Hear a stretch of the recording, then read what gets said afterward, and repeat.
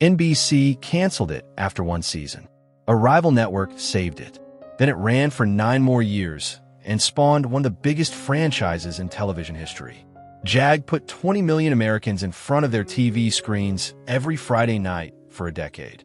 But what happened to the people who made it? One became the voice of Darth Vader. One vanished with her child and has not been found. One was married to the show's hero the entire time nobody knew. 10 people, 10 completely different roads. This is where they all ended up. Number 1.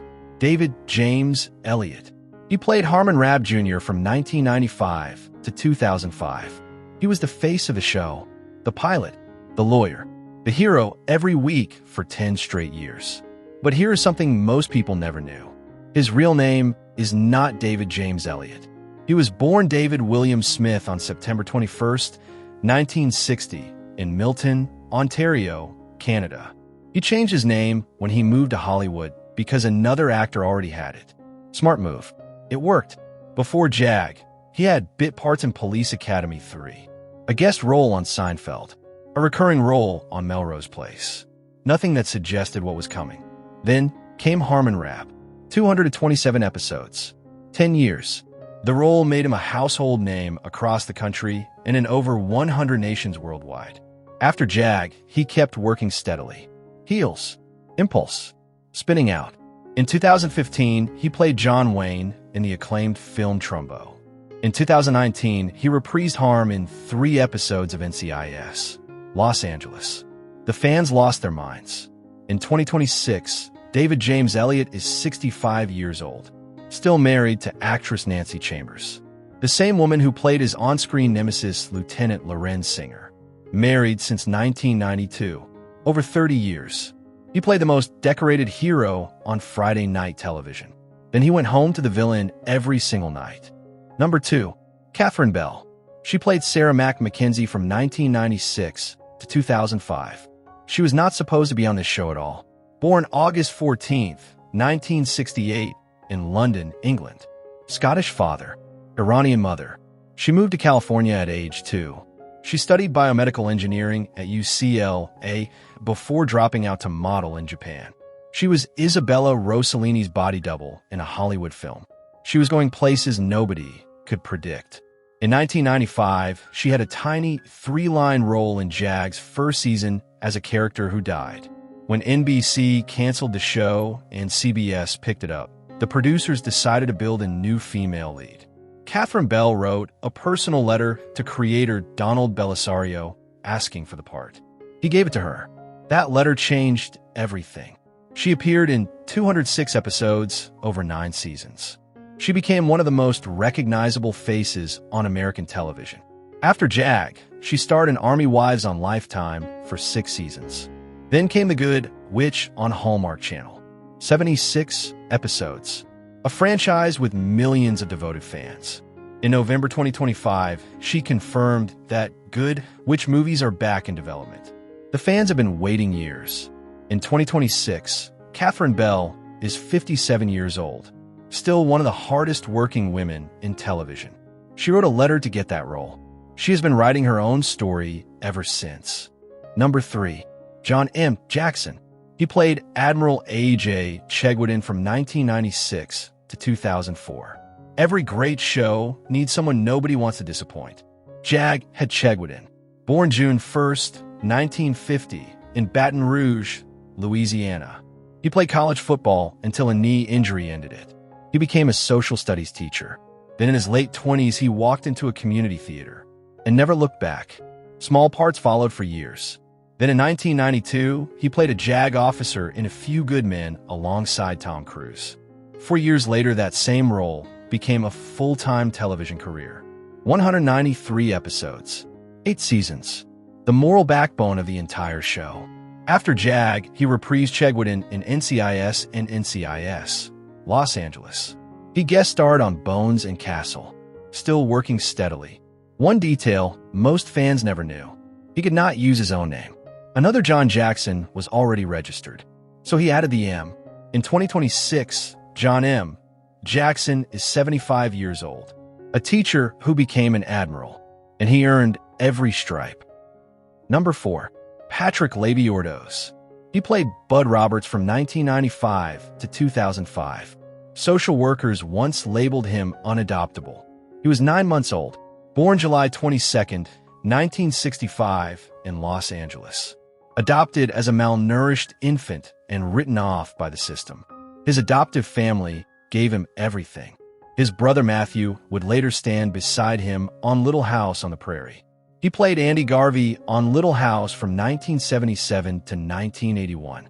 Then he was written out. He rebuilt. He appeared in the cult film Heathers. Then came JAG in a decade as the lovable, loyal Lieutenant Commander Bud Roberts. His character lost a leg to a landmine in Afghanistan. His performance was so convincing the show's spokesperson had to publicly confirm Patrick still had both legs. Off-screen, he co-founded the Youth Rescue Fund, raised $11 million for runaway shelters across America. In 2026, Patrick Labyorteaux is 60 years old, still acting, still producing. The system said unadoptable. He spent 60 years proving it wrong. Number 5. Carrie Turner. She played Harriet Sims from 1997 to 2005. She was the heart of JAG, the warmth behind all the military seriousness. Born December 21, 1966, in Fort Worth, Texas.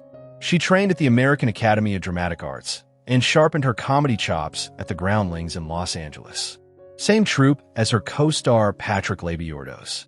That chemistry on screen was completely real. She appeared in 110 episodes across 9 seasons as Bud's loyal wife. She voiced Kathy Lee Gifford on South Park. She had a recurring role in The X-Files as Dana Scully's sister-in-law. After JAG, she did something few actors do. She traded the spotlight for service. 13 USO tours entertaining troops overseas. Work with the American Freedom Foundation. Motivational speaking for military communities nationwide. She returned to screens briefly with 2 episodes of NCIS in 2020. In 2024, she reunited with Labyorteaux on his podcast to relive their JAG years.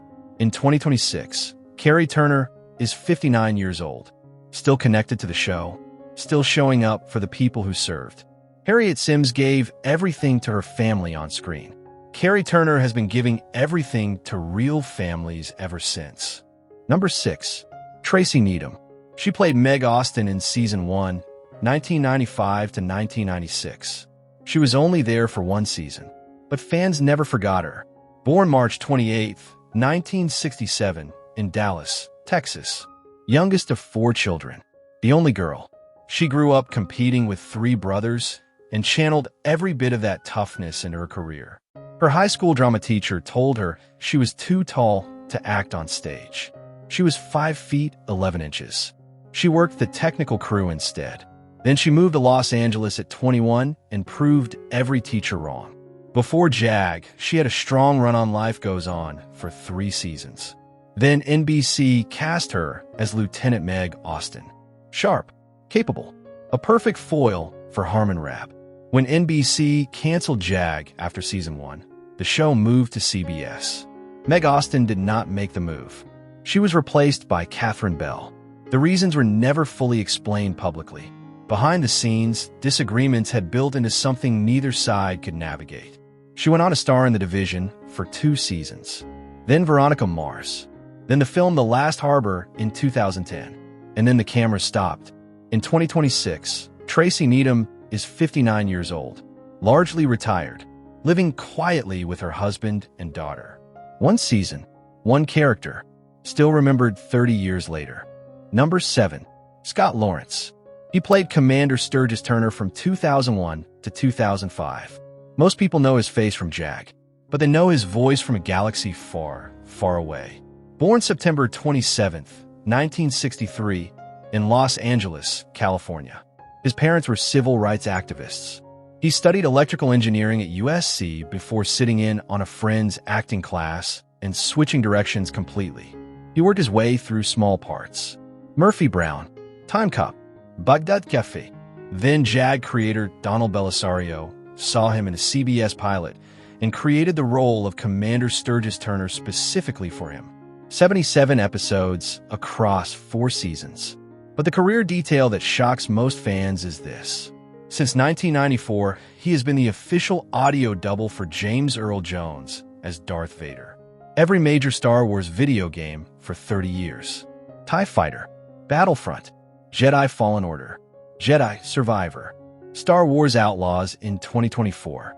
That deep, commanding voice has been inside millions of homes worldwide, and most people never knew his name. In 2026, he appeared in Season 4 of Lincoln Lawyer on Netflix.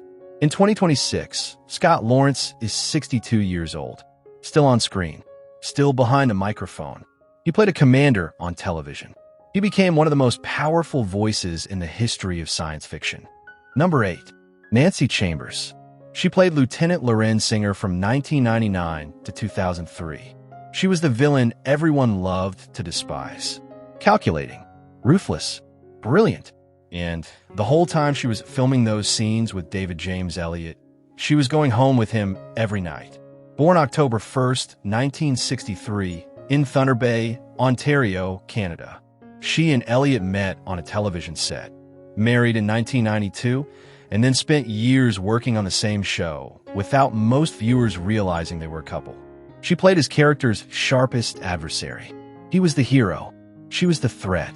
Off camera, they were raising a family together. She appeared in 40 episodes as Singer, a character praised widely for her complexity. After JAG, she stepped back from acting gradually, with her last credited role in 2008. She did not disappear. She channeled her energy into environmental work. She co-founded a sustainable coconut water company with Elliott. She launched Straw Code, an environmental brand fighting single-use plastic pollution.